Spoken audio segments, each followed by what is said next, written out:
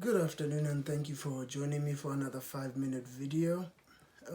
As I mentioned in the last video, we will be trying to go a different direction than looking at just Bible words, though we may in the future try and do a few more Bible words just to give some variation between what I'm going to start trying to do right now.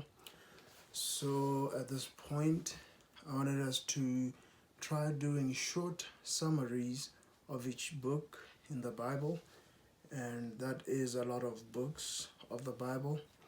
So we are going to be starting with Genesis, and I'll see at which points maybe we need to break off so that it's not monotonous.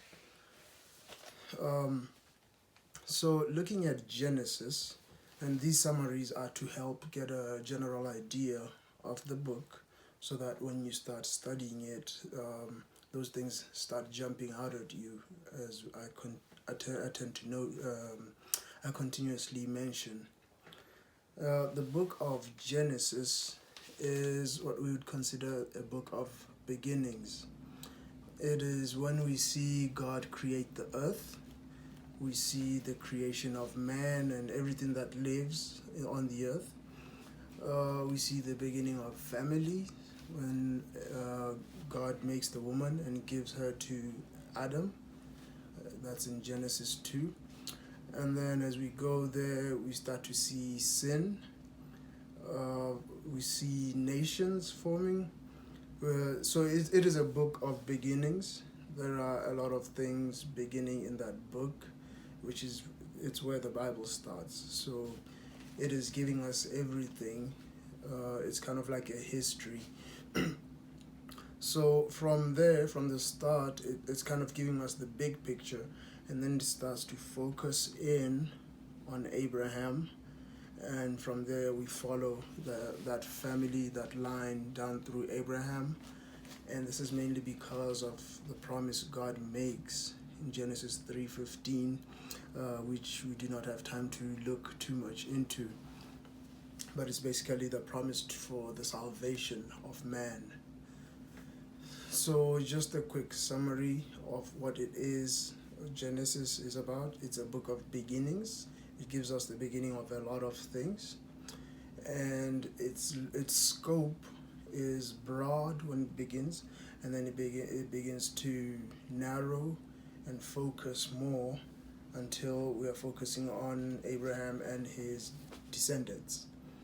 And if you would look at the rest of the Bible, it's basically what it is. We are looking at the line that has come from Abraham. So this is setting the stage for the rest of the Bible. I hope this is helpful for you, and I hope that when you start to read in Genesis, hopefully you've gone through Genesis, but if you are going through any part of Genesis, that this helps you see more things in the Bible, especially concerning that promise in Genesis 3:15 and how everything is unfolding. This is an unfolding of the plan of God. We see the beginning of that plan and how it unfolds in the rest of the Bible. So if this is an idea you have in your mind and you look at the rest of the Bible, it is not difficult to see that coming out of the Bible. Some good verses, or let me just say a good verse to consider for Genesis 1:1. In the beginning God created the heavens and the earth. So this is where everything begins. We see God here, who is eternal, by the way. So meaning he has no beginning or end.